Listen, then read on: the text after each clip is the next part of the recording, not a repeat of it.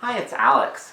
Today I want to talk about nutrition, and specifically I want to talk about calories. Calories are something that people talk about a lot in our society, and I often don't like the way people talk about them, and I think that the way people talk about them is untruthful and unscientific. The general thought and idea circulating out there is that calories are bad. You want to minimize your caloric intake, blah, blah, blah, eat too many calories and you'll get fat.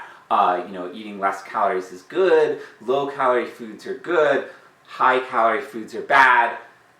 I really hate this way of thinking, and there are a long list of reasons why I hate it.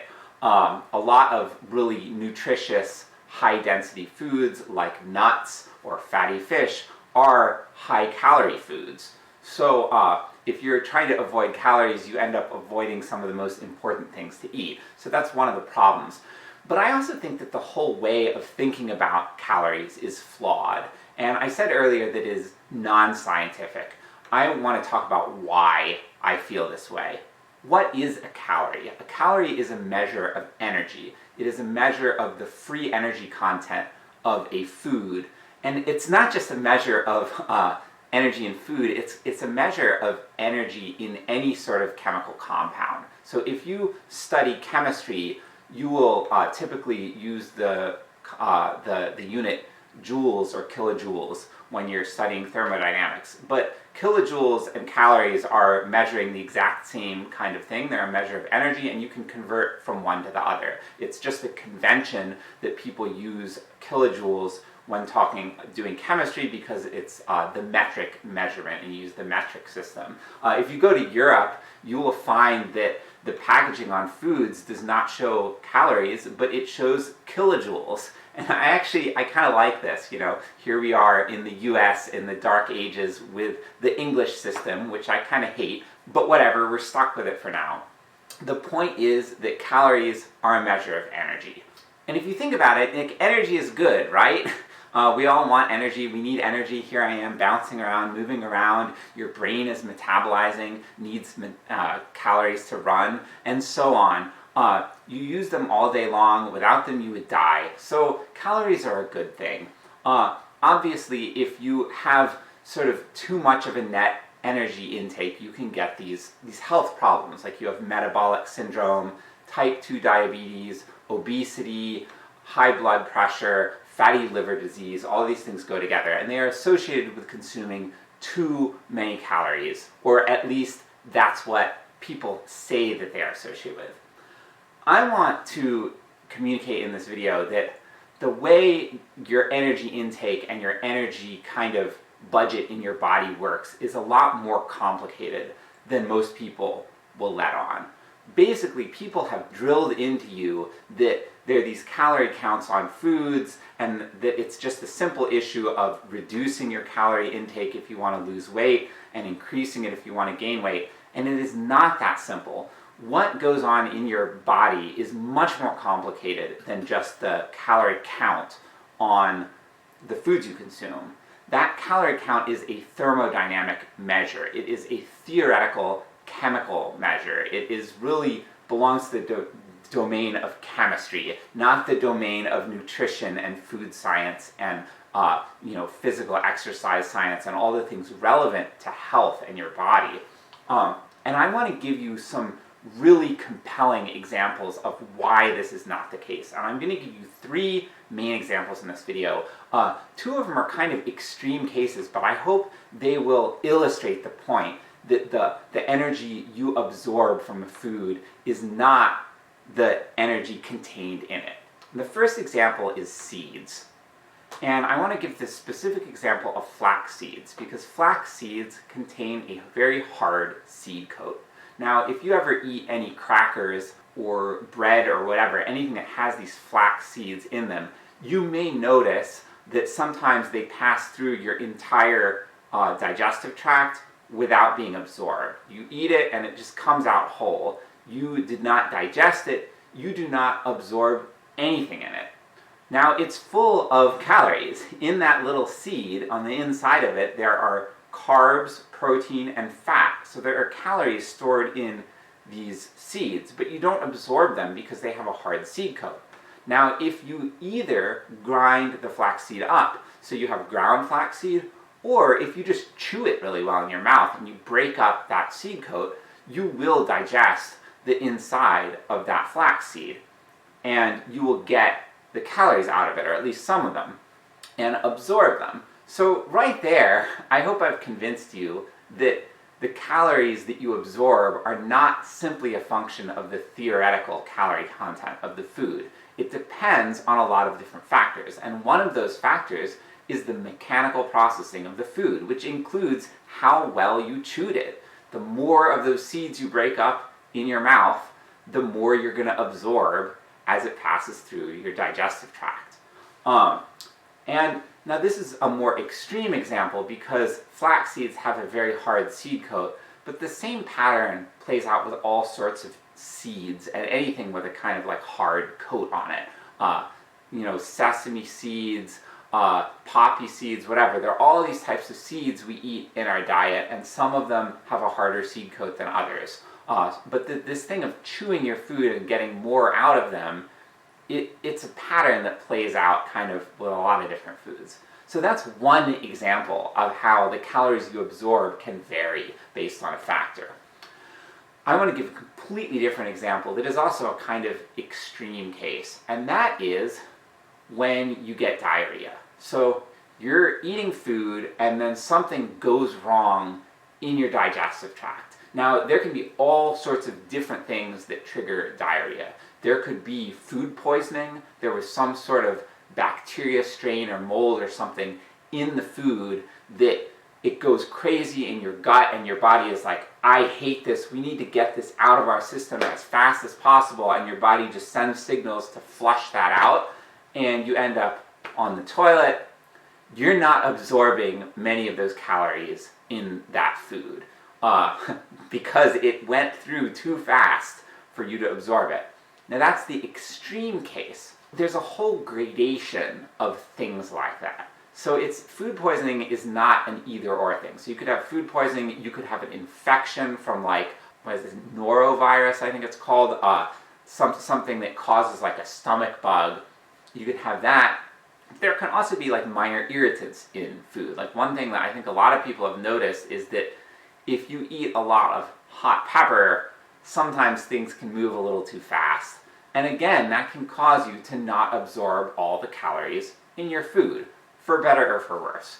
Okay, that's the second general thing, is things sort of speeding up your digestive tract, maybe too fast. I hope I've convinced you that there is yet another factor that affects how many calories you absorb from your food. Okay, but there's a third factor, and really there's a whole bunch of factors. There's not just three, but I want to talk about another major one, which is fiber. Fiber is really complicated, and the effect that it has on your digestive tract and the effect that it has on your absorption of calories and nutrients is pretty complex, and it has both positive and negative effects on the absorption of calories. Now, typically people say, oh, fiber does not have calories. That is not technically true. You actually can absorb some calories indirectly from eating fiber, because when you eat fiber, some of it gets fermented, it gets digested by gut bacteria, and the bacteria in your gut, they release gas, so you're farting, you might be crampy if you have too much gas, whatever, but it releases these byproducts then, like butyrate is one of them, and some of those byproducts can get absorbed by cells in your colon, and those cells then can use them for their own metabolism. Normally they would need to draw energy from your general metabolism, so you're actually getting some sort of caloric benefit, for better or worse, from this butyrate that is metabolized as a byproduct from the fiber that you ate. So that's one way you can get calories out of fiber. But fiber can also reduce your caloric absorption, and there's a lot of studies that have come out recently on this. You can look some of them up. If you search for this, you'll find some, where eating fiber blocks or limits the absorption of certain types of fat. So you eat this fiber and you have all this stuff going on in your gut. It's really complicated. But The fiber binds to certain fats or changes what's going on in such a way that your body doesn't absorb as much of those fats. So some of them either pass through the gut or they may get metabolized by some of the bacteria. Something happens to them and you don't absorb them. So you get less out of other foods that you ate because of eating the fiber. Okay, you can verify all this stuff. I'm not going to give you one specific link because I started researching for this video and there's just so many different studies, there's so many different articles. Look it up in a reputable source. If you're skeptical of this, you will find an abundance of information about this.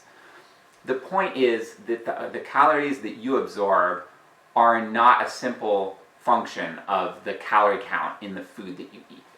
So fiber is a really big factor. There are all sorts of other things, like the different strains of bacteria in your gut, they can do all sorts of different things. I'm not going to go into all of this. The point is that the gut is, for all intents and purposes, it's a bit of a black box. And it's really misleading when you see that calorie count on a food. And now it's bolded these days because of change in federal law. I really hate that. I think it almost encourages eating disorders. That's my personal take on it. But anyway, one of the reasons I hate it is that the effect on your total energy metabolism, it's not as simple as that number. You know, like it's going to depend on a lot of different things. So how is all of this relevant to you? Like, if there's one takeaway from this video, I hope that it is that you stop thinking about calories, or at least stop thinking about them as much. So if you're not thinking about calories, what do you want to think about? It depends on what you're trying to do. Like, if you are really trying to lose weight, like if you're really overweight and you really want to lose weight, I would recommend looking at your fiber intake. I think that often, instead of like cutting out high calorie foods, you want to start thinking about making sure you're eating whole foods that have not just empty calories, but have protein and fiber and micronutrients in them. So for example, move away from eating refined grains like white bread and white rice, and instead eat whole grains. Eat things made with whole wheat, other whole grains. You can even cook whole grains like buckwheat, barley. You can switch to brown rice, for example.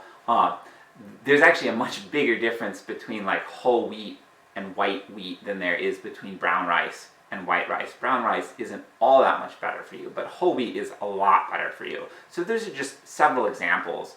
Eating beans. Beans are just fantastic. They're high in protein, they're really high in fiber. Eating nuts. Okay, and this is one of the things that gets me about the calorie count.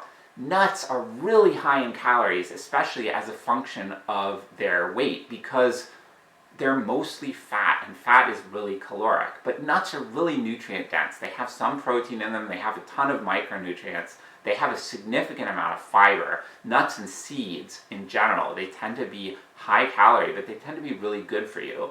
And there's all this evidence that eating nuts helps you lose weight if you're trying to control your weight. Like, yet more evidence I see for focusing just on calories not being a good thing.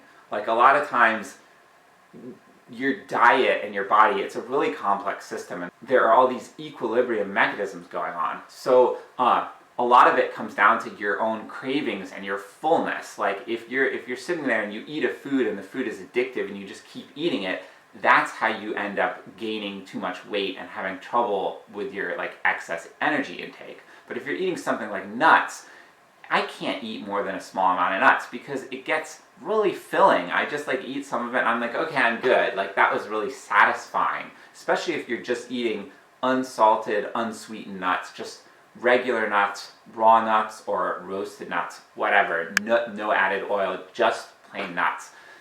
Again, focusing on whole foods, not processed foods. This is how I think about nutrition. And I also want to emphasize, not everyone's trying to lose weight. Some people are trying to gain weight. But again, just thinking about calories, not always all that useful. You want to make sure you also have enough protein. You want to make sure you're covering all your bases. And there are times when you actually do need more energy. An example, a couple people I know have gone through chemotherapy for cancer treatment. that really wrecks your whole digestive tract. It gets very tender and irritated, and people have told me that they've struggled to get enough calories, and they often end up going for easily digestible foods that are high in simple starches and high in fat, easily digestible fats, don't have too much fiber. There are times when you need something like that.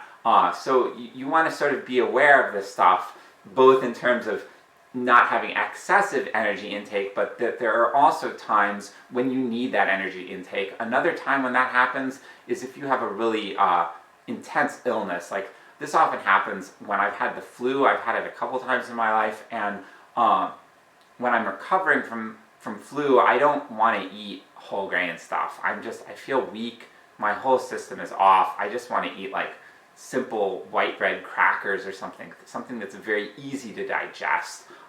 It's similar if you are recovering from like a GI illness, like if you've been throwing up a lot and you finally start feeling better, you want to get something that's easy to digest. Your body needs energy. So yeah, this is how I think about calories and energy intake. I would love to see people in society start thinking about it this way. It's more truthful. Like I said, you can go out and research and look up all of this stuff. There's an abundance of studies that talk about it. There's studies about how your fiber intake affects your calorie absorption from foods. And some of the other stuff is just common sense, like the thing about chewing your food, or the thing about, foods that cause you to get sick and stuff passes through too fast and you don't absorb it. It's pretty complicated. There's all sorts of subtle stuff that I have not talked about in this video, but I hope I've convinced you that calories don't work in the simple way that a lot of people might tell you, and I hope ultimately I want to get those calorie counts downplayed again. I hate how they're in those big lettering on packages. It makes me so mad. I really want it to go back to before, where it's kind of downplayed, because I do not think that it is the most important information on food, and I don't want us to be sort of ramming that information down people's throats the way we are now, because I don't think calorie counting is healthy for most people. Yeah, that's what I have to say. Thank you, and I hope you have a great rest of your day.